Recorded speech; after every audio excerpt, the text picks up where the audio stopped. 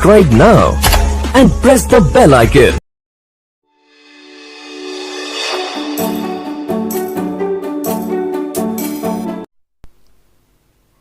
नमस्कार शिक्षक साथियों और प्यारे बच्चों, NAS 2021 जो कक्षा 8 के लिए राज्य शिक्षा केंद्र द्वारा प्रश्न बैंक बनाया गया है अभ्यास के लिए, उसके 40 प्रश्न 1 से लेकर 40 तक के प्रश्न कल वीडियो में अपन लोगों ने अवधारणाओं के साथ उनके सही विकल्पों को चुना था, उन्हें देखा था। आज उससे आगे के जो प्रश्न हैं 41 से लेकर 80 तक, ये प्रश्न अपन लोग 40 प्रश्न आज अवधारणाओं के साथ उनके सही विकल्प को चुनना सीखेंगे। तो चलिए बढ़ते हैं आगे और ये प्रश्न अपन लोग देखते हैं। 40वां जो प्रश्न है वो अपन लोगों ने कल तक वहाँ पढ़ा था, इसके बाद अपन लोग आगे देखते हैं। 40 के बाद 41वें प्रश्न से अपन लोग आज बात करेंगे, वो सवाल कैसे करना है और किस तरह से अपन सही विकल्प का चुनाव कर पाते हैं। चलिए देखते हैं। यहाँ ये लिखा हुआ है 7 पे पावर 3 पे पावर 7 लिखा हुआ है और बटे में 3 पे पावर 4 और 3 पे पावर 3 लिखा हुआ है। तो अपन लोग का मान निम्न में से किसके बराबर होगा। 4 ऑप्शन यहाँ पे दिए गए हैं, तो इसको थोड़ा अपन लोग सॉल्व करते हैं। यहाँ पे एक बात आती है कि जब आधार समान होता है तो गुणा में घातें जुड़ जाती हैं। ये बात अपन लोग यहाँ पर एक घातांक का जो नियम होता है उसका उपयोग करेंगे। इससे आधार अपन देख पा रहे हैं कि दोनों का 3 आधार है नीचे और घातें उनका 4 है, 1 का 3 है। तो आधार समान होता है, गुणा में घातें जुड़ जाती हैं। तो 3 पे घात कितना हो जाएगा, 7 हो जाएगा। यानी कि ये 3 पे घात 7 ऊपर दिया गया है और नीचे का भी 3 पे घात 7 हो जाएगा। और अपने इस सिचुएशन में अपन लोग देख पा रहे हैं कि ये पूरा कट जाएगा आपस में, क्योंकि जब हर और अंश में एक सी संख्याएँ होती हैं तो वो आपस में कट जाती हैं और कटने पर क्या आ जाएगा, 1 आ जाएगा। या फिर हम लोग ऐसे देख सकते हैं कि फिर से ये घातांक वाला एक नियम अपन लोग लगा सकते हैं कि आधार समान होने पर भाग में घातें घट जाती हैं। तो आधार समान है और ये भाग में लिखी हुई है तो घातें घट जाएंगी, यानी 7 में 7 घटेगा तो 3 पे घात 0 आ जाएगा। और किसी भी संख्या पे 0 घात होता है उसका मान 1 होता है, मतलब 1 होता है। तो यहाँ पे 41वें प्रश्न का जो उत्तर है वो ए नंबर का हो जाएगा 1, क्योंकि इस प्रश्न का आंसर जो है वो 1 है। अगला प्रश्न देखते हैं अपन लोग। अगले प्रश्न में अपन लोग देखते हैं 42वां जो प्रश्न है उसमें आते हैं और उसको देखते हैं। उसमें लिखा हुआ है कि ये 2 पे घात 3 और उसका घात 2 लिखा हुआ है, इंटू 3 पे घात 2 लिखा हुआ है, पर उसका घात 3 लिखा हुआ है कि मान निम्न में से किसके बराबर होगा। तो इन चारों ऑप्शन में से कौन सा आंसर होगा, चलिए देखते हैं अपन लोग। यहाँ पर अब एक घातांक का नियम यहाँ पर लगता है कि जब घात पे घात चढ़ी होती है तो घातों का आपस में गुणा होता है। तो यहाँ घात पे घात चढ़ी हुई है, 3 चढ़ी हुई है, फिर 2 चढ़ी हुई है। तो जब घात पे घात चढ़ी होती है घातों का आपस में गुणा होता है। ये घातांक का नियम आप लोग यहाँ पे लगाएंगे, 3 दूनी 6 हो जाएगा, मतलब 2 पे घात 6 आ जाएगा यहाँ पर। ऐसा ही प्रक्रिया यहाँ पर होगी।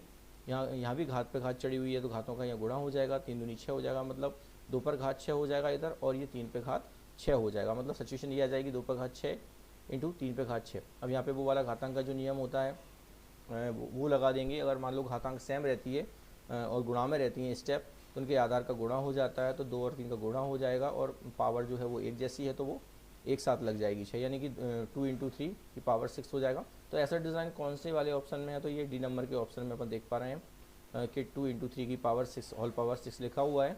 तो ये 42वें नंबर का जो प्रश्न है वो डी नंबर का प्रश्न का जो उत्तर है, सही विकल्प है, वो डी नंबर का सही है। चलिए आगे बढ़ते हैं और ये 43 नंबर का प्रश्न अपन लोग देखते हैं। यहाँ पे क्या लिखा हुआ है। यहाँ पे लिखा हुआ है कि यदि पृथ्वी का द्रव्यमान 5.976 इंटू 10 पे घात 24 किलोग्राम है और यूरेनस ग्रह का द्रव्यमान 8.68 गुणे 10 पे घात 25 किलोग्राम है, तो निम्नलिखित में से कौन सा कथन सत्य होगा। पृथ्वी का द्रव्यमान ज़्यादा है यूरेनस के द्रव्यमान से। तो अपन देखते हैं कि पृथ्वी का द्रव्यमान ज़्यादा है यूरेनस के द्रव्यमान से, ये वाली बात सच है क्या। पृथ्वी का द्रव्यमान मतलब ज़्यादा है यूरेनस के द्रव्यमान से, नहीं, क्योंकि यहाँ पावर देख रहे हैं अपन लोग, ये 24 लगी हुई है 10 पर पावर, और यहाँ पर 10 पर पावर 25 लगी हुई है। तो मतलब यहाँ द्रव्यमान पृथ्वी का ज़्यादा नहीं है, तो ये वाली बात जो है सच नहीं हो सकती, पहली वाली। दूसरी वाली बात देखते हैं, यूरेनस ग्रह का द्रव्यमान ज़्यादा है, तो सही बात है। यहाँ यूरेनस का जो द्रव्यमान है वो देखो 10 टू दी पावर 25 लिखा हुआ है यहाँ पर, और 10 टू दी पावर 24 लिखा हुआ है। तो 24 से ज़्यादा होता है, तो ये देख पा रहे हैं अपन लोग, ये वाली जो वैल्यू है वो इससे ज़्यादा है, जैसा कि अपन लोग देख पा रहे हैं। तो ये जो यूरेनस ग्रह का द्रव्यमान है वो ज़्यादा है पृथ्वी के द्रव्यमान से। तो ये दूसरे नंबर का जो ऑप्शन है, यूरेनस का द्रव्यमान ज़्यादा है पृथ्वी के द्रव्यमान से, तो ये वाली बात सच है। इसका मतलब 43वें प्रश्न का जो उत्तर है बी नंबर का सही है। यूरेनस ग्रह का द्रव्यमान ज़्यादा है पृथ्वी के द्रव्यमान से। चलिए आगे देखते हैं, और ये 24वें नंबर का जो प्रश्न है उसको देखते हैं अपन लोग। उसमें 44 नंबर का प्रश्न है, उसको देखते हैं अपन लोग। यहाँ पे लिखा हुआ है कि 2x² + 3xy प्राप्त करने के लिए x² + xy + y² में किस निम्न से क्या जोड़ेंगे, ये लिखा हुआ है यहाँ पर। तो इसको प्राप्त करने के लिए इसमें क्या जोड़ेंगे, तो इसके लिए अपन क्या करेंगे, तो इसको अपन लोग घटा देंगे। इसमें से अपन लोग इसको घटा देंगे, क्योंकि ये प्राप्त करने की इसमें क्या जोड़ना है, बड़ी राशि ये और छोटी राशि ये, तो बड़ी राशि में से अपन लोग ये छोटी राशि घटा के पता कर लेंगे। तो 2x² + 3xy में से अपन लोग x² + xy + y² घटा देंगे, मतलब माइनस कर देंगे। तो ये घटाने पर अपन ने यहाँ लिखा है, तो ये जब माइनस का यहाँ मल्टीप्लाई होगा तो सभी नेगेटिव हो जाएंगे, x² भी नेगेटिव हो जाएगा, xy भी माइनस का हो जाएगा और y² भी माइनस का हो जाएगा। तो यहाँ पर देख पा रहे हैं कि 2x² में से x² कम हो जाएगा तो x² बचेगा यहाँ पर, और 3xy में से xy कम हो जाएगा तो यहाँ 2xy बचेगा, और माइनस के y² यहाँ पर बचेगा। तो ये डिज़ाइन कौन सा है, ये डिज़ाइन अपन लोग दिख रहा है कि इसमें जो डी नंबर का जो ऑप्शन है उसमें ये डिज़ाइन मौजूद है, x² + 2xy - y², यानी कि 44वें प्रश्न का जो उत्तर है वो डी नंबर का सही है, x² + 2xy - y²। अभी अगला प्रश्न आता है, 45 नंबर का प्रश्न आता है। इस प्रश्न को देखते हैं अपन लोग। इसमें लिखा हुआ है कि y² में से -y² घटाने पर क्या प्राप्त होता है। तो अपन लोग इन चारों ऑप्शन में से देखते हैं क्या होता है कि जब y² में से -5y² घटाएंगे तो एक माइनस ऑलरेडी यहाँ 5 के पास मौजूद है, और एक घटाने वाला माइनस आएगा तो माइनस माइनस ये प्लस हो जाएगा। तो ये 5y² और y² मिलकर 6y² हो जाएंगे। तो 6y² कौन सा ऑप्शन है इसका, तो अपन देख पा रहे हैं कि 45वें प्रश्न का उत्तर सी नंबर का सही है, 6y², 6y वर्ग। अब ये 46वां प्रश्न यहाँ पे आता है, और 46वें प्रश्न को अपन लोग देख रहे हैं यहाँ पर। इसमें लिखा हुआ है कि 8x/9 और ऋण 5x/9 का मान निम्न में से कौन सा होगा या क्या होगा। तो ये सिंपल सी बात है कि ये भिन्न के रूप में यहाँ सवाल दिया गया है, और भिन्न में दोनों जो संख्याएं दी गई हैं वो बटे वाली संख्याओं की एक जैसी है, सेम है। इसका मतलब लघुत्तम 9 ही आएगा, इसका लघुत्तम 9 आएगा, और 8x में से 5x कम हो जाएगा तो कितना बचेगा, 3x बचेगा। तो 3x/9 आएगा, और 3 के पाड़े से ये कट जाएगा, 3 एकम 3, 3 त्रिका 9, तो x/3 यहाँ सॉल्व होके आ जाएगा। तो इन चारों ऑप्शन में से देखो ए नंबर का जो ऑप्शन है वो x/3 है, यानी कि 46वें नंबर के प्रश्न का उत्तर ए नंबर का होगा, x/3। आगे बढ़ते हैं, और 47वें नंबर का प्रश्न पर लोग देखते हैं। इसमें लिखा हुआ है कि माइकल के पास कुछ कंचे हैं, कंचे यानी कि जो अंटी खेलने की होती है उनकी बात कर रहे हैं। माइकल के पास कुछ कंचे हैं जिनकी संख्या रवि के कंचों की संख्या के 5 गुने से 10 कम है। यदि रवि के पास x कंचे हैं तो माइकल के कंचों की संख्या को निम्न में से किस प्रकार प्रदर्शित किया जा सकता है। तो यहाँ पे अपन को एक रेखीय व्यंजक तैयार करना है, तो इन बातों को अपन लोग एक चर वाले समीकरण में कैसे बदलेंगे वो अपन को यहाँ पे डिनोट करना है। तो अपन देख पा रहे हैं यहाँ पे कि रवि के कंचे कितने हैं, रवि के पास कंचे कितने, x कंचे हैं। यहाँ देख रहे हैं रवि के कंचों की संख्या जो है 5 गुने से 10 कम है।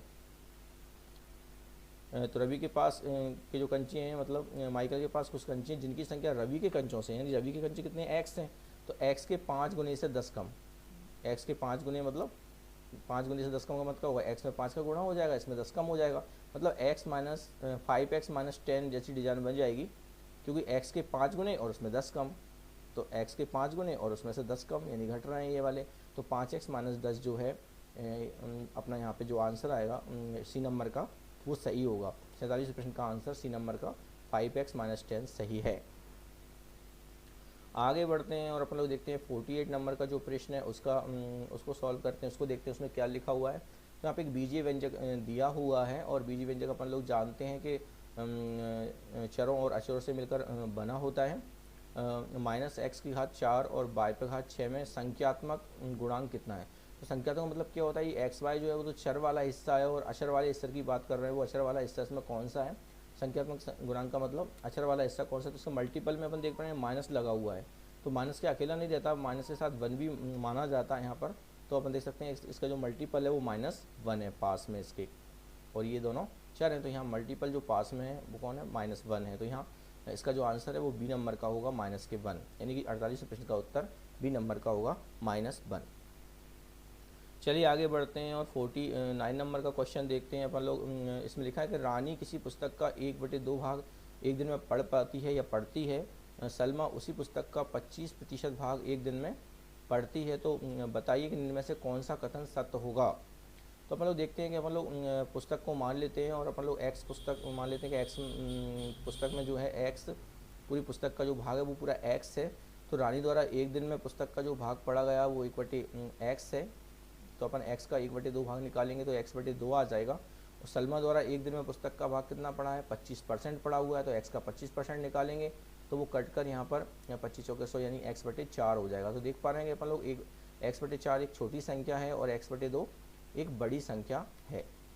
तो यहाँ पे देख रहे हैं कि रानी ने सलमा से ज़्यादा पुस्तक का भाग पढ़ा है। सही बात है, रानी का हिस्सा ज़्यादा है और सलमा का हिस्सा यहाँ x/4 कम होता है, क्योंकि हर में जितनी बड़ी वैल्यू होगी वो उतना कम होगा। तो हाँ, हर में 4 है और यहाँ हर में 2 है।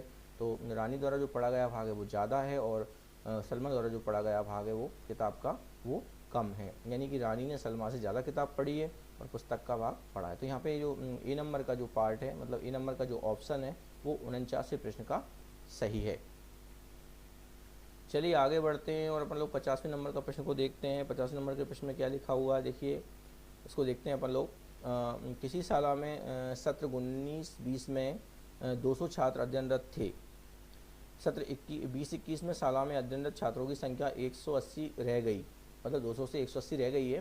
तो छात्रों की संख्या में कमी का प्रतिशत कितना होगा। तो पहले अपन लोग कमी देख लेते हैं, कितनी कमी हो गई है। देखो 200 थे पहले और 180 हो गए, तो कमी कितनी, 20 छात्रों की कमी रह गई है। तो अपन को 200 का कितना परसेंट है ये अपन को फाइंड आउट करना है, पता करना है। तो यहाँ पे अपन देख सकते हैं कि 200 कुल छात्र थे और इनमें कमी कितनी हुई है। तो अपन लोग जानते हैं कमी बटे कुल संख्या, तो 20/200 हो जाएगा और गुणे क्योंकि प्रतिशत निकालना है तो 100 का गुणा करके प्रतिशत लगाना पड़ेगा। तो ये 100 से कट जाएगा 2 बार और 2 से 20 कट जाएगा 10 बार, तो 10% यहाँ पर आ जाएगा। कहने का मतलब ये है कि इन छात्रों की संख्या में कमी 10% हुई है, यानी कि इसमें जो ऑप्शन है सी नंबर का वो सही है। तो 50वें प्रश्न का आंसर सी नंबर का 10% सही होगा। आगे बढ़ते हैं और 51 नंबर का जो प्रश्न है वो देखते हैं, मतलब 51 नंबर का जो प्रश्न है वो देखते हैं। तो एक मोटरसाइकिल 3.5 लीटर पेट्रोल में 157.5 किलोमीटर चलती है। एक मोटरसाइकिल जो है वो 3.5 लीटर पेट्रोल में 157.5 किलोमीटर चलती है।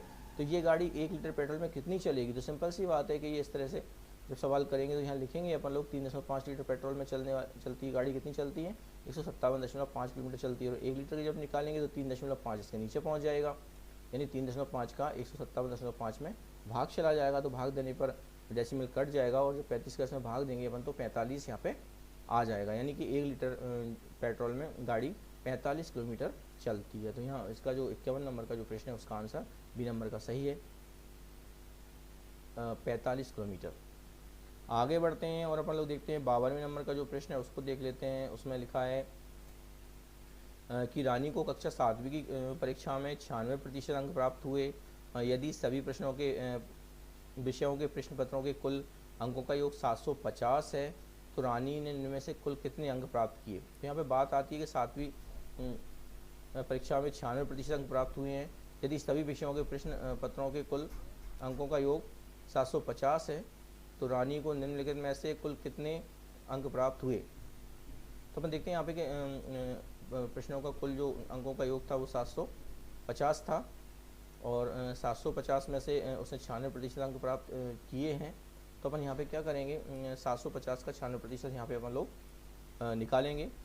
तो 750 का 96% अपन निकालेंगे तो ये दिख रहे हैं अपन लोग 750 गुणित 96/100 हो जाएगा। जब इसे आपस में अपन लोग काटेंगे तो यहाँ कटने के बाद जो 720 यहाँ पे आ जाएगा। तो 92वें नंबर का जो प्रश्न है उसका जो आंसर है बी नंबर का 750 सही होगा। चलिए आगे बढ़ते हैं और अपन लोग 53वें नंबर का प्रश्न देखते हैं। उसमें लिखा हुआ है कि 50 छात्रों में से 64% छात्रों को विज्ञान विषय पसंद है, कितने छात्रों को विज्ञान विषय पसंद नहीं है, ये अपन को पता करना है। तो 50 छात्रों में से 64% छात्रों को विज्ञान विषय पसंद है तो अपन लोग 50 छात्रों का 64% निकालेंगे।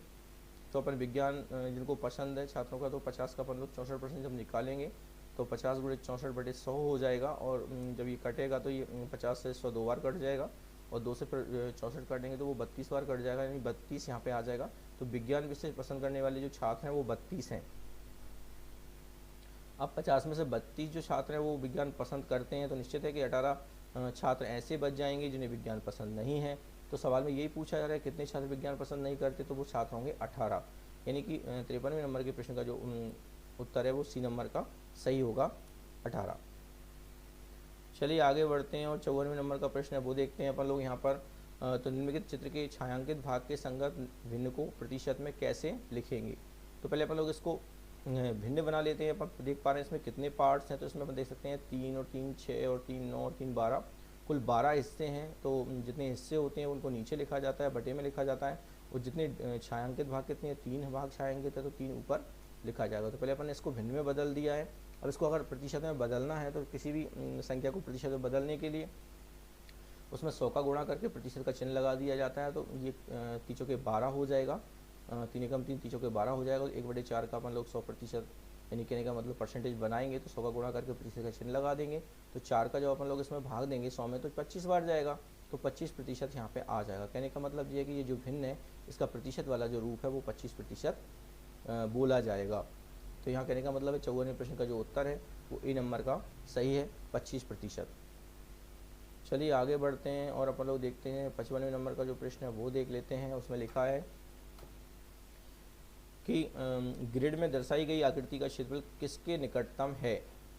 तो यहाँ पे बात आती है कि अपन लोग कितने यहाँ पे जो पार्ट बने हुए हैं, तो अपन देख सकते हैं इसमें कि जो एक पार्ट को है इसमें बनवाई 1 सेंटीमीटर का बोला गया, मतलब 1 सेंटीमीटर स्क्वायर इसको एक ग्रिड को बताया गया है यहाँ पर। तो वो कह रहे हैं कि इसमें जो छायांकित वाला जो भाग है वो किसके निकटतम है, यहाँ अपन को बताना। तो अपन देख पाते हैं, जैसे उसे देते हैं, काउंट करते हैं तो ये 1, ये 2, ये 3 और ये मिला के 4 हो जाएगा, ये फिर 5, ये मिला के 6 हो जाएगा, फिर ये 7 और ये दोनों मिलाकर 8 हो जाएगा। मतलब 8 ग्रिड के बराबर ये वैल्यू आ रही है यहाँ पर।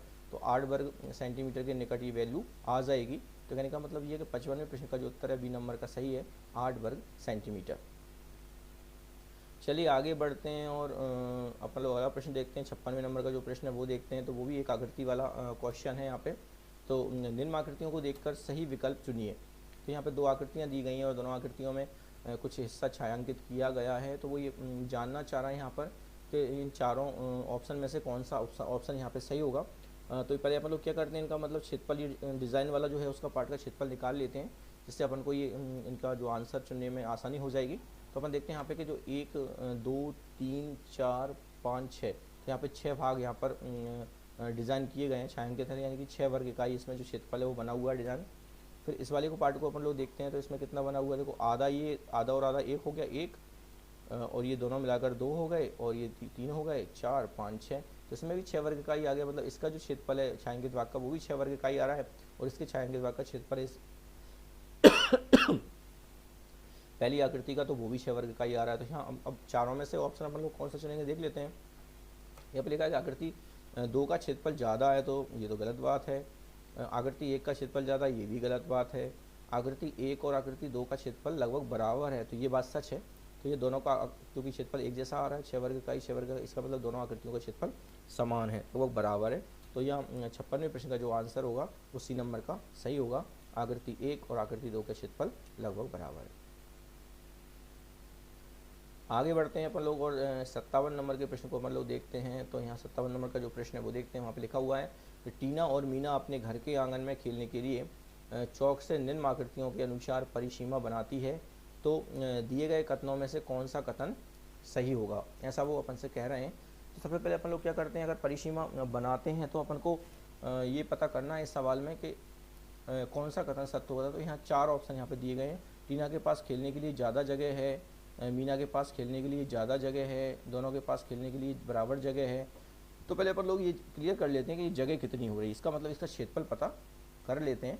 तो जो आकृति यहाँ पे बनी हुई इसका क्षेत्रफल पता कर लेते हैं। तो कैसे पता करेंगे, चलिए देखते हैं। तो इसकी अगर अपन को ये एक आयत टाइप का बना हुआ है और आयत की लंबाई और चौड़ाई अपन को अगर पता चल जाए तो उसका क्षेत्रफल निकालना आसान हो जाता है। तो यहाँ देख पा रहे हैं कि ये एक हिस्सा है, एक हिस्सा, 2 हिस्सा और आधा आधा मिला के 3 हिस्सा। मतलब इसकी जो लंबाई है वो 3 है और चौड़ाई 2 है, दिख रही है साफ साफ 2 हिस्से यहाँ पर।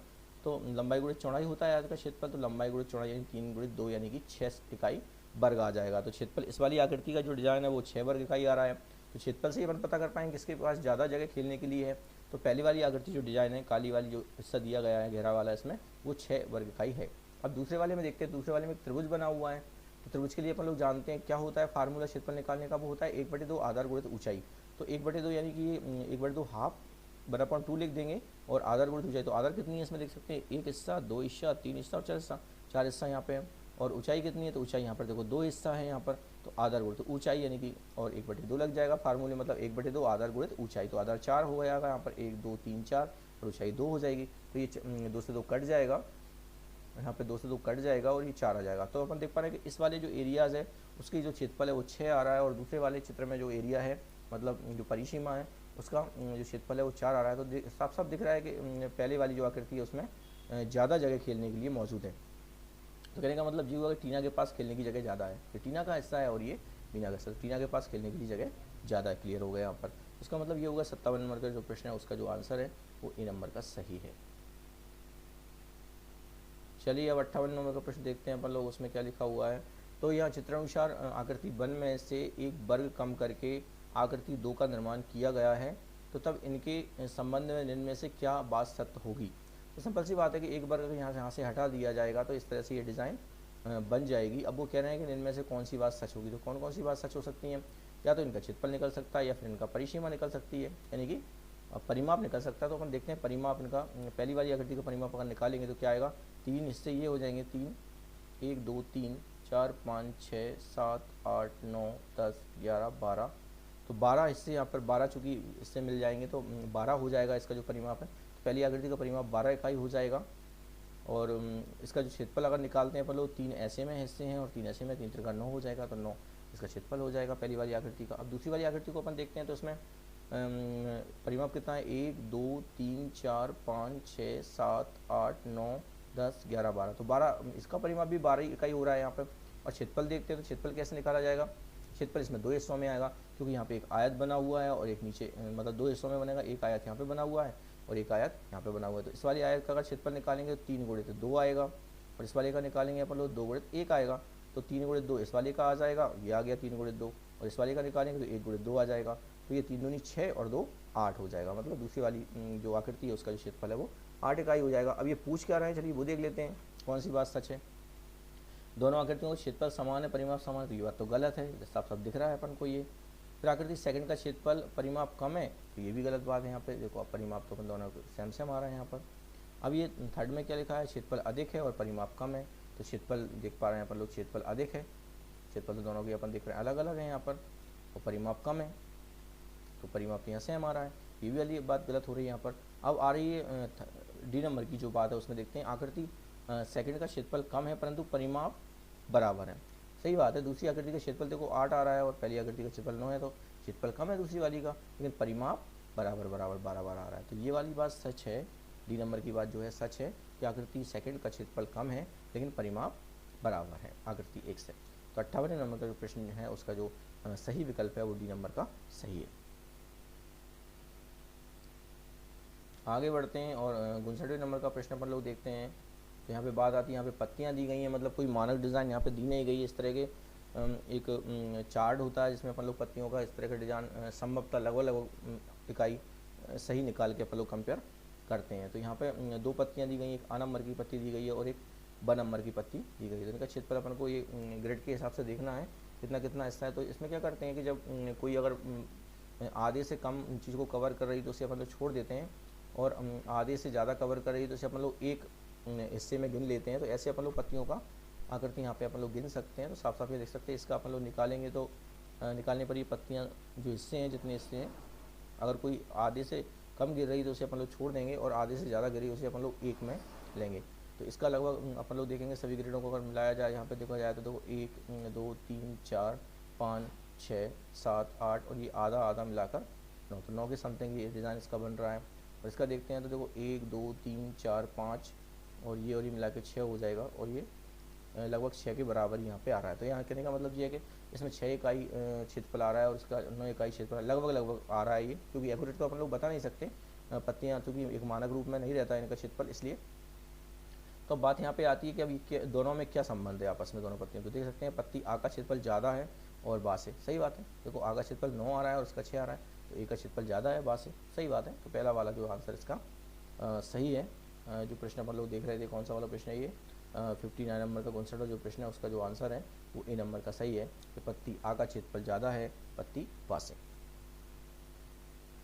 तो चलिए अब 60वें नंबर का प्रश्न देखते हैं, इसमें क्या लिखा हुआ है। इसमें एक मीडियन लिखी हुई है, यानी माध्यक निकालना है। जैसे माध्यक भी कहते हैं और माध्यिका भी कहते हैं, दोनों पर्यायवाची शब्द हैं। यहाँ पर जो एनसीईआरटी की जो बुक आई है उसमें इस माध्यिका को माध्यक नाम से पुकारा जा रहा है, तो यहाँ कन्फ्यूज ना हो, माध्य अलग चीज़ होती है और ये माध्यक माध्यिका को ही अपन लोग माध्यक कहते हैं। यानी इंग्लिश में इसे मीडियन कहते हैं, इंग्लिश नाम तो सेम ही है मीडियन, लेकिन हिंदी में इसके नाम माध्यक बोला जा रहा है और अपन लोग पहले इसे माध्यिका भी कहते थे या कहते हैं।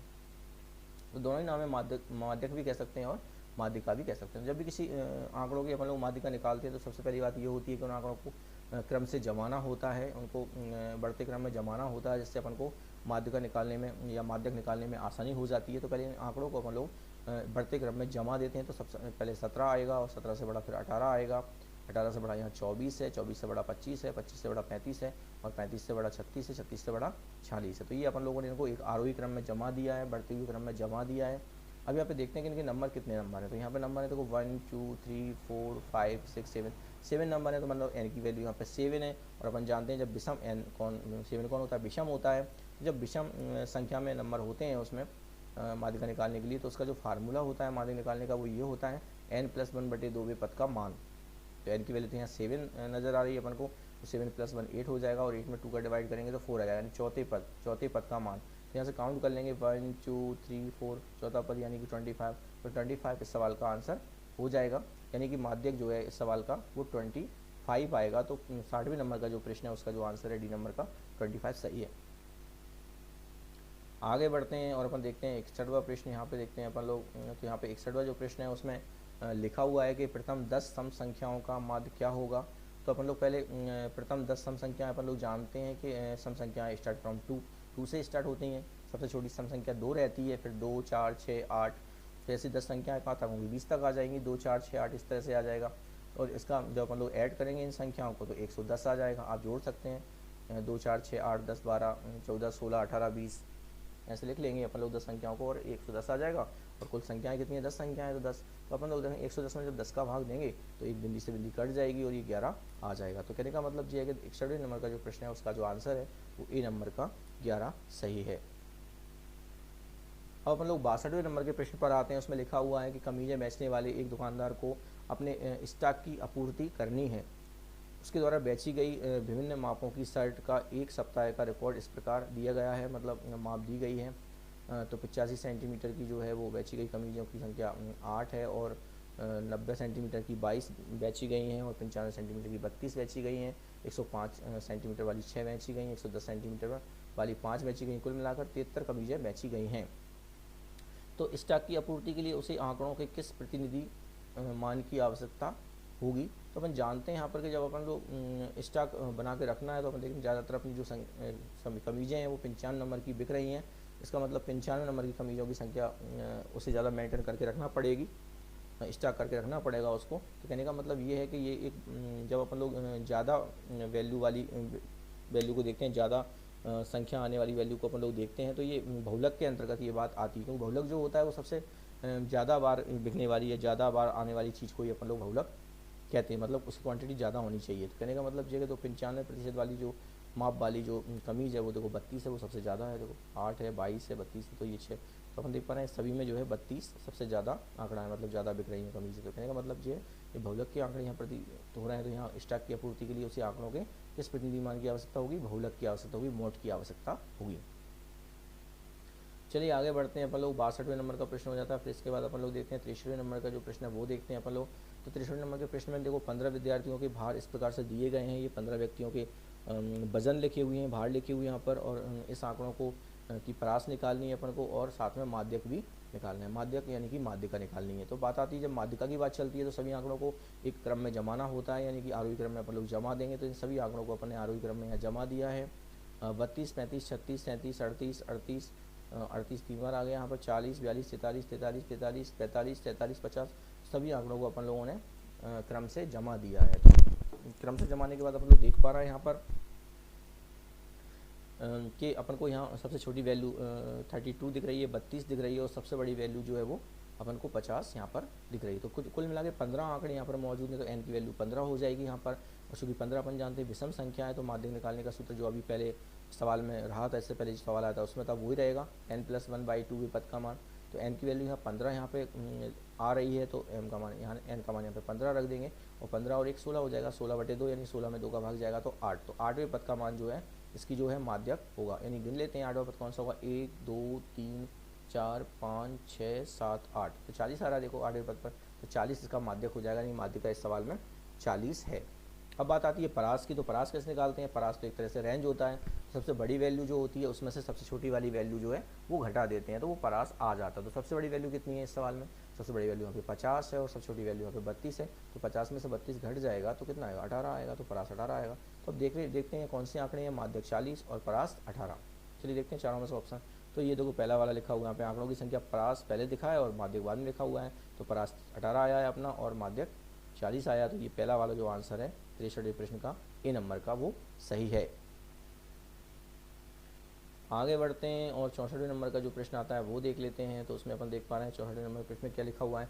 उसमें लिखा हुआ है कि 10 लड़कियों की ऊंचाई सेंटीमीटर में मापी गई है और निम्नलिखित परिणाम प्राप्त हुए हैं। तो ये ऊंचाइयाँ दी गई हैं सब इस तरह से, 10 लड़कियों की हैं और इन ऊंचाइयों का माध्य में से निकालना है कौन सा होगा माध्य। तो माध्य के लिए अपन लोग जानते हैं कि आंकड़ों को जोड़ा जाता है और आंकड़ों की संख्या का भाग दिया जाता है, तो निश्चित है आंकड़ों को जोड़ा जाएगा और आंकड़ों का योग और आंकड़ों की संख्या, तो इन आंकड़ों को अपन जोड़ लेंगे और सभी आंकड़ों को जोड़ने के बाद 1414 आएगा, आप जोड़ लेंगे तो 1414 आएगा। और चूँकि 10 आंकड़े यहाँ पे दिए गए हैं तो 10 कुल आंकड़े हैं, तो वो 10 का भाग जब देंगे तो एक अंक वाला डेसिमल यहाँ पे लग जाएगा, यानी 141.4 आ जाएगा माध्य। कहने का मतलब है कि इन ऊंचाइयों का जो माध्य इनमें से कौन सा होगा, तो 64वें प्रश्न का आंसर जो सी नंबर का 141.4 वो सही होगा। आगे बढ़ते हैं और 65वें नंबर का जो प्रश्न आता है वो देख लेते हैं यहाँ पर।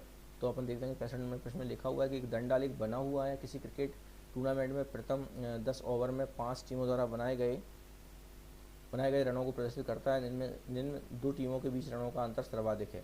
मतलब कौन सी टीम है जिनमें सबसे ज़्यादा रनों का अंतर यहाँ पे दिया गया है। तो अपन देख सकते हैं यहाँ पर कि सभी का जो दंडालेख बना हुआ है और यहाँ पर अपन देख पा रहे हैं कि यहाँ पर टीम ए है, बी है, सी है, डी है और ई है। इनमें कौन सी वाली टीम है जिनका मतलब रनों का अंतर सबसे ज़्यादा है, तो अपन देख लेते हैं। तो यहाँ पे अपन देख पा रहे हैं कि जो सबसे ज़्यादा रनों का अंतर कौन सी टीमों में है, देख पा रहे हैं अपन लोग। तो यहाँ पे 90 और 60 में अगर अपन लोग देखें तो ये 30 का अंतर यहाँ पे आ रहा है और 85 और 60 में अपन देखते हैं 25 का यहाँ अंतर आ रहा है। तो इन्हीं में सबसे कम आ रहा है, अपन देख पा रहे हैं कि 90 और जो 60 है इनमें सबसे कम अंतर यहाँ पे आ रहा है। तो ये कौन सी टीम है, ए और सी। तो ए और सी की टीम में ज़्यादा अंतर है यहाँ पर। तो बात आती है इन चारों ऑप्शन में से जो लिखा हुआ है टीम ए और टीम सी, इन्हीं में ज़्यादा अंतर आ रहा है रनों में। तो अपना जो ये सवाल है इसका आंसर जो है वो डी नंबर का टीम ए और टीम सी ये वाला सही होगा, इन दोनों में ये अंतर सबसे कम है। आगे बढ़ते हैं और अपन देखते हैं अगला प्रश्न 66 नंबर का जो प्रश्न है वो देख लेते हैं। उसमें लिखा हुआ है कि संलग्न दंड आलेख में किसी परिवार द्वारा वर्ष 2019 के 5 महीनों में माहवार बिजली की खपत को दर्शाया गया है। तो वे महीने कौन से होंगे जिसमें बिजली की खपत का अंतर 400 यूनिट है। तो अपन देख लेते हैं कि इनमें दंड आलेख में 400 यूनिट का जो अंतर है वो कौन से में है। तो अपन लोग यहाँ देख लेते हैं तो दिख जाएगा यहाँ पर आसानी से। अपन लोग जनवरी है, फरवरी है, जनवरी में 500 है, फरवरी में 450 है, यहाँ से अपन लोगों ने देख लिया है क्योंकि यहाँ ये नंबर लिखे हुए, इन नंबरों को अपन लोग अगर अपन पर डाटा लिख लिया है जिससे आसानी से अपन लोग पता कर पाएंगे। मार्च का 600 है और अप्रैल का 750 है और मई का 850 है। तो अपन देख सकते हैं सबसे ज़्यादा गैप किसमें, तो इसमें दिख रहा है अपन को ये 450 और 850। तो अपन देख रहे हैं जो सबसे छोटी वैल्यू है और ये सबसे बड़ी वैल्यू है, तो अंतर भी निश्चित है इन दोनों में ज़्यादा, सबसे ज़्यादा होगा। तो 850 और 450 में कितना अंतर है, 400 का अंतर है। तो ये 400 का अंतर पूछ ही रहे हैं वो अपन से, 400 अंतर कौन से वाले महीनों में है, तो ये फरवरी में और मई में है। तो इसका जो आंसर है फरवरी मई वाला होगा, यानी कि अपन देख सकते हैं कि इसका डी नंबर का जो आंसर है वो सही होगा, फरवरी और मई। तो इन्हीं में अंतर 400 का है। अब आता है अगला 67वें नंबर का जो प्रश्न आता है वो देखते हैं। तो उसमें भी अपन देख सकते हैं कि एक 5 टीमों द्वारा वर्ष 2020 में खेले गए एक दिवसीय क्रिकेट मैच की संख्या को प्रदर्शित किया जा रहा है। टीम बी और टीम डी द्वारा खेले गए मैचों का अनुपात कितना होगा। तो बात यहाँ पे आती है कि पहले अपन लोग ये देख लेते हैं कि टीम ए, बी, सी, डी, ई ने कितने मतलब ये मैचों एक दिवसीय मैचों की संख्या कितनी है इनकी। टीम ए की मैच देख सकते हैं 12, यहाँ पर 12 लिख दिया। टीम बी की यहाँ पे 20 है और टीम सी की यहाँ 18 है, सामने से दिख रहा है अपन को।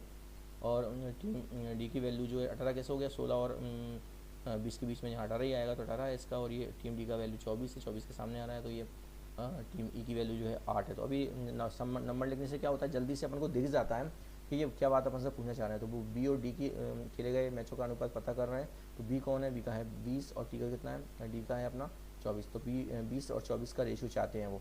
तो 20 और 24 का रेशियो निकालेंगे तो ये कट जाएगा, 4 से कट जाएगा, ये 5 से कट जाएगा। तो यहाँ पर देख सकते हैं कि कट जाएगा आपस में और ये आ जाएगा 4 पंजे 20 और 4 छंग 24, 4 से कट जाएगा, 4 पंजे 20 4 छंग 24, ये 5:6 आ जाएगा। तो इस वाले सवाल का जो आंसर होगा वो डी नंबर का सही होगा, 5:6। चलिए आगे बढ़ते हैं और अपन लोग देखते हैं अगला प्रश्न। अगला प्रश्न अपना है 68वें नंबर का जो प्रश्न है वो देख लेते हैं। तो उसमें लिखा हुआ है, वो भी एक दंडालेख टाइप का ही है। इसमें लिखा हुआ है किसी शाला के विद्यार्थियों की संख्या को कक्षावार नीचे दिए गए दंडालेख में दर्शाया गया है, इस दंडालेख हेतु उचित कथन कौन सा होगा। तो पहले बात अपन लोग ये करते हैं कि यहाँ पे जो वैल्यू लिखी हुई है उससे अपन लोग समझ लेते हैं क्या कह रहे हैं। वो कह रहे हैं कक्षा लिखी हुई है, 1 से 5 तक कक्षा लिखी हुई है और कक्षा में विद्यार्थियों की संख्या लिखी हुई है। कक्षा 1 में ये 50, देखो 50 है, यहाँ 50 लिख लिया अपन लोगों ने। कक्षा 2 में यहाँ 40 के सामने 40 तक ये दंडालेख ऊपर जा रहा है। ये कक्षा 3 वाला 65 तक जा रहा है ऊपर, तो 65 लिख दिया। कक्षा 4 का दंडालेख 60 तक जा रहा है तो 60 लिख दिया यहाँ पर, और 5 का जो दंडालेख है वो 65 तक जा रहा है तो अपन यहाँ 65 लिख दिया। अब यहाँ पर दंडालेख बात आती है कुल संख्या यहाँ पर कितनी है, जब इनको जोड़ेंगे सभी को तो ये 280 यहाँ पे आ जाएगा जोड़ेंगे। और सवाल में क्या पूछा गया है, सवाल में पूछ रहे हैं कि कक्षा 3 में विद्यार्थियों की संख्या 60 है, तो गलत बात है, 3 में तो 60 है ही नहीं। कक्षा 2 के विद्यार्थियों की संख्या 3 के विद्यार्थियों की संख्या से 15 अधिक, ये भी गलत है। साला कक्षा 1 से 5 तक की कुल संख्या 280, तो सही बात है। अभी अपन जोड़ के देखा सभी की जो संख्याओं को जोड़ा सभी क्लासेस की तो वो 280 आया है। तो साला में कक्षा 1 से 5 तक कुल जो विद्यार्थी हैं वो 280 हैं। तो ये वाला प्रश्न जो है सी नंबर का इस प्रश्न का आंसर सही है। अब 69वें नंबर का प्रश्न आता है तो उसको देख लेते हैं। इनमें से कौन सा युग्म एक ही परिमेय संख्या को निरूपित नहीं करता है। तो यहाँ चेक करते हैं अपन लोग, इनको थोड़ा सा सिंपलाइज करते हैं, इनको थोड़ा हल करते हैं तो पता पड़ जाएगा कि कौन कौन सी संख्या है इसमें सेम है युग्म। ये वाले युग्म को देख लेते हैं तो 1/3 आ रहा है, 3 से इसको काटेंगे 3 एकम 3 3 त्रिकानों, तो ये सेम हो जाएंगे। देखो यहाँ पे फिर ये रेंज के 3/5 है, यहाँ इसको अगर काट देंगे किसने काट देंगे 4 से काट देंगे, 4 3 12 4 5 20, तो ये भी देखो सेम हो जाएगा। फिर इसको देख रहे हैं अपन लोग, इसको काटेंगे तो ये 4 से कट जाएगा, 4 5 20 और 4 9 36, तो ये भी देखो सेम हो रहा है। अगर इसको देखते हैं इस वाले को तो ये 5/9 आ रहा है क्योंकि माइनस माइनस आपस में कट जाएगा।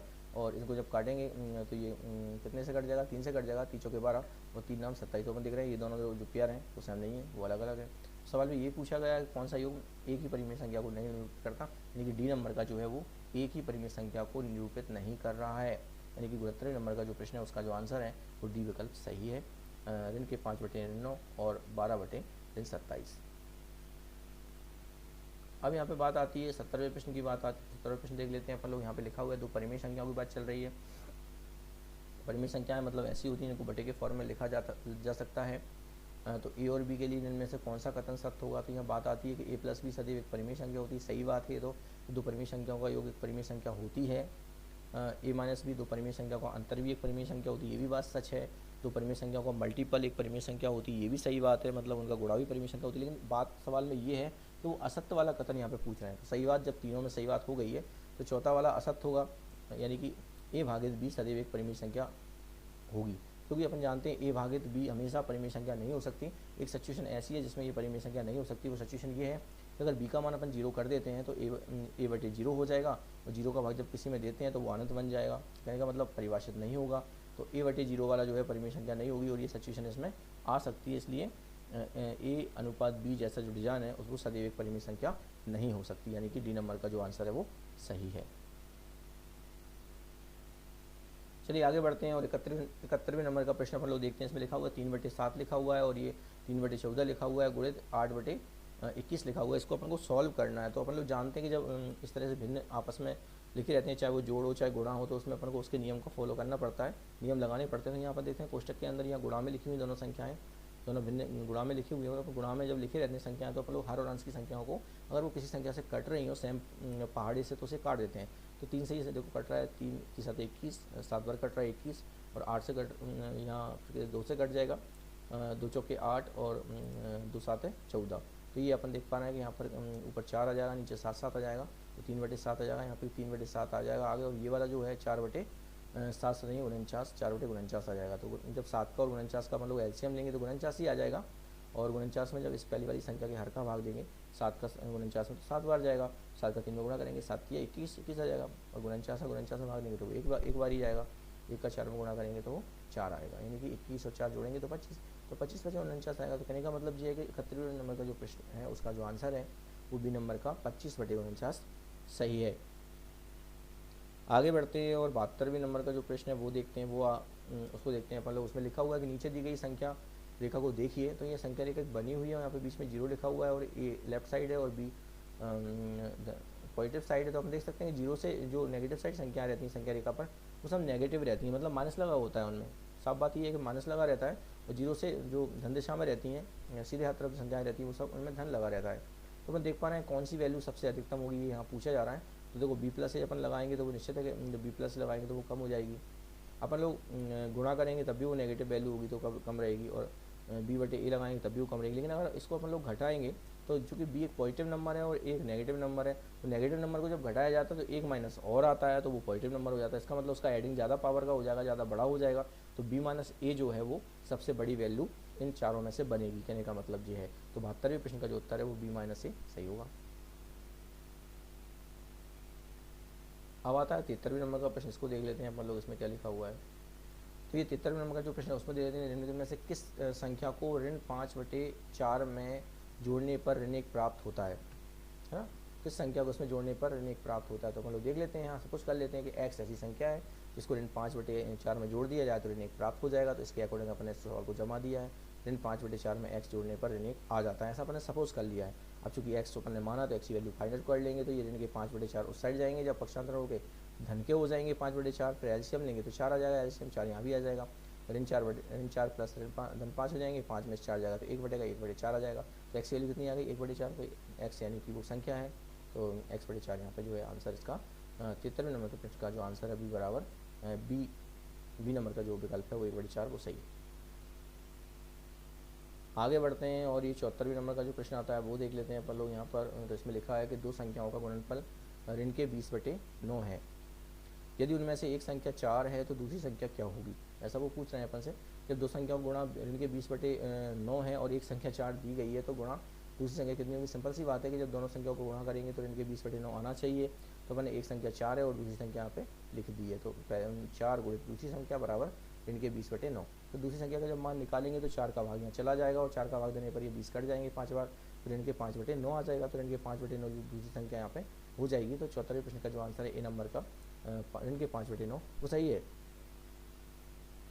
आगे बढ़ते हैं और आगे बढ़ने पर अपन देखते हैं 75 नंबर का जो क्वेश्चन आता है वो देख लेते हैं। जिनमें से कौन सी संख्या परिमेय संख्या के मानक में नहीं आती है। तो अपन जानते हैं परिमेय संख्या के मानक में ना आने का मतलब ये है कि अगर वो आपस में नहीं कट रही है तो वो मानक वाले फॉर्म में दी गई है, और अगर कट रही है तो मानक फॉर्म में वो नहीं है। तो अपन देख सकते हैं कौन कौन सी संख्याएँ ऐसी हैं जो आपस में कट रही हैं और कौन कौन सी संख्याएँ आपस में नहीं कट रही हैं। अगर वो कट रही हैं तो वो मानक फॉर्म में नहीं है, और नहीं कट रही हैं तो वो मानक फॉर्म में है। तो यहाँ पर पता करना है कि मानक फॉर्म में नहीं है, मानक रूप में नहीं है। तो देखते हैं कौन सी कट रही है। फिर इसमें देखो ये नहीं कट रही है आपस में किसी पाड़े से, तो ये नहीं कट रही किसी पाड़े से, ये नहीं कट रही किसी पाड़े से, लेकिन ये तो कट रही है, ये 13 से कट जाएगा, 13 26 और 13 6 78, तो ये कट रहा है यहाँ पे। तो अपन देख रहे हैं कि 26/78 ये कट के 13/39 आ रहा है, और फिर 1/3 आ जाएगा कट के। कहने का मतलब ये है कि ये आपस में कट रही है, यानी मानक रूप ये नहीं है सी नंबर का। तो 75वें प्रश्न जो है उसका आंसर सी नंबर का 26/78 सही है। तो मानक रूप वही होता है परिमेय संख्या का जो आपस में ना कटे, मतलब आंसर आपस में आवाज हो। चलिए आगे बढ़ते हैं और 76वें नंबर का जो प्रश्न है वो देख लेते हैं पहले। उसमें क्या लिखा हुआ है, उसमें लिखा हुआ है कि दी गई संख्या पर ए का मान बता दीजिए। तो यहाँ पे संख्याएं सभी लिखी हुई हैं संख्या रेखा पर। तो अपन देख पा रहे हैं कि जो ए है वो 1/7 और 2/7 के बीच में है बिल्कुल। तो जब हम लोग किसी संख्या के बीच का मान निकालते हैं तो उन दोनों संख्या को जोड़कर 2 का भाग देते हैं। तो इन दोनों संख्या को जोड़ेंगे और 2 का भाग देंगे। तो अपन ने इन दोनों संख्या को जोड़ा है और 1/2 यानी 2 का भाग यहाँ पे दे रहे हैं। तो इन्हें जोड़ा जाएगा तो 1 और 2 3 हो जाएंगे, 3/7 हो जाएगा, 3/7 और 2 का नीचे गुणा होगा तो 7 दूनी 14, तो 3/14 आ जाएगा। तो ए का मान यहाँ पे 3/14 आना चाहिए। तो 76वें प्रश्न का जो उत्तर है वो डी नंबर का सही है, 13/14 सॉरी 3/14। अब आगे बढ़ते हैं अपन लोग। आगे आता है 77वें नंबर का जो प्रश्न है वो देख लेते हैं अपन लोग। उसमें क्या लिखा हुआ है, उसमें लिखा है कि निम्न परिमेय संख्याओं में से कौन सी परिमेय संख्या 2/3 और 3/5 के बीच स्थित है। तो सिंपल सी बात है, जब बीच की संख्या अपन लोग निकालते हैं तो दोनों को जोड़कर 2 का भाग देते हैं। तो अपन लोग इन दोनों को जोड़ते हैं और 2 का भाग देते हैं, दोनों को जोड़ लिया और 2 का भाग अपन लोग यहाँ पे दे रहे हैं। तो यहाँ पे जो लघुत्तम लेंगे तो 3 5 15 15 लघुत्तम आ जाएगा, और यहाँ पे 3 5 15 5 का गुणा करेंगे 5 दूनी 10 आ जाएगा। फिर 5 का भाग लघुत्तम में लेंगे तो 3 बार जाएगा, 3 3 9 हो जाएगा, 10 और 9 जोड़ 19 हो जाएंगे, 19/15 और 2 का यहाँ गुणा होगा तो 15 दूनी 30 हो जाएंगे। तो 19/30 यहाँ पे जो है इसके बीच की वैल्यू आएगी, मतलब बीच का परिमेय संख्या आएगा। तो कौन सा सही है इसमें से? सी नंबर का देखो सही है। तो 77वें प्रश्न का जो उत्तर है वो सी नंबर का 19/30 सही है। आगे बढ़ते हैं और 78 नंबर का प्रश्न आता है, उसको देख लेते हैं। तो परिमेय संख्या x + y/2 होगी। यहाँ देख पा रहे हैं कि जब किसी संख्या को अपन जोड़ते हैं और 2 का भाग देते हैं वो बीच की संख्या होती है, यानी कि ये संख्या जो है x और y के बीच की संख्या है। तो इसमें जो ऑप्शन है वो ए नंबर का x और y के बीच की संख्या है, तो ये वाला ऑप्शन ए नंबर का सही है। तो 78वें प्रश्न का जो उत्तर है वो ए नंबर का सही है, x और y के बीच की संख्या है। आगे बढ़ते हैं और देखते हैं 79 नंबर का जो प्रश्न है वो देख लेते हैं। उसमें लिखा हुआ है, दी गई परिमेय संख्याओं में से ऋण 2 से बड़ी परिमेय संख्या कौन सी होगी। तो ऋण 2 से बड़ी के लिए अपन को ऋण 2 से बड़ी वैल्यू देखनी पड़ेगी। तो अपन देख सकते हैं इन वैल्यूज़ को अपन लोगों ने जो चूँकि एक विषम भिन्न के रूप में लिखी हुई थी, अपन लोगों ने पहले एक मिश्र भिन्न के रूप में कन्वर्ट कर लिया है। तो इसको अपन लोगों ने मिश्र भिन्न के रूप में कन्वर्ट कर लिया है, इसको भी अपन लोगों ने मिश्र भिन्न के रूप में कन्वर्ट कर लिया, सभी को मिश्र भिन्न के रूप में कन्वर्ट कर लिया, इसको पॉइंट में कन्वर्ट कर लिया। तो देख पा रहे हैं अपन लोग कि सभी मिश्र भिन्न के रूप में कन्वर्ट हो गई। तो ऋण 2 से बड़ी संख्या तो अपन देख रहे हैं ये ऋण 2 से छोटी होगी, क्योंकि अब जितना मान नेगेटिव मान कम होता है उतना ही छोटा होता चला जाता है। ये भी छोटी होगी 2 से, ये भी छोटी होगी, लेकिन ये वाली वैल्यू अपन देख रहे हैं ऋण 2 से बड़ी होगी। 0 से तो छोटी होगी लेकिन ऋण 2 से बड़ी होगी। तो ये जो ऋण 1/5 जो संख्या है वो ऋण 2 से बड़ी संख्या कौन सी होगी ये पूछ रहे हैं। तो ऋण 2 से बड़ी होगी, तो ऋण 2 से बड़ी ये संख्या होगी, बाकी सभी वैल्यूज़ ऋण 2 से देख रहे हैं ये मन को छोटी हैं। यानी 79वें नंबर का जो प्रश्न है उसका आंसर सी नंबर का सही है, ऋण के 1/5। अब आता है 80 नंबर का जो प्रश्न आता है वो देख लेते हैं। इनमें से कौन सी संख्या 3/4 और 7/10 के बीच में स्थित। तो बीच का मान निकालने के लिए वही तरीका है, दोनों को जोड़कर 2 का भाग देना। तो यहाँ अपन दोनों संख्याओं को जोड़ लेते हैं और 2 का भाग दे देते हैं। तो इन संख्या को जब जोड़ा जाएगा तो 7 और 3 10 हो जाएंगे, 10/4 आ जाएगा, और गुणा में 1/2 चल ही रहा है, तो ये आपका 2 से कट जाएगा, 2 पंजे 10, 5/4 आ जाएगा। इन कहने का मतलब जब कटेगा यहाँ पे तो ये 10 मतलब पहले 8 आ जाएगा और फिर कट के 5/4 आ जाएगा। 4 का भाग जब 5 में देंगे अपन लोग 1.25 आएगा, मतलब 1.25 आएगा। तो 1.525 कौन सा है? डी नंबर का सही है। तो 80वें प्रश्न का जो उत्तर है वो डी नंबर का 1.25 सही है। तो बच्चों अपन ने देखा कि आज अपन लोगों ने 41 से लेकर 80 नंबर तक के प्रश्नों को सॉल्व किया, उनकी अवधारणाओं को समझा। निश्चित है कि आप लोग भी इस वीडियो को आप देखेंगे और आपको आसानी से उसकी अवधारणाएं समझ में आ जाएंगी, और इस तरह के क्वेश्चन जब नेक्स्ट में आएंगे, नेक्स्ट के पेपर में आएंगे तो उन्हें आप आसानी से समझकर उनके सही आंसर, सही विकल्पों को चुन सकते हैं। धन्यवाद साथियों।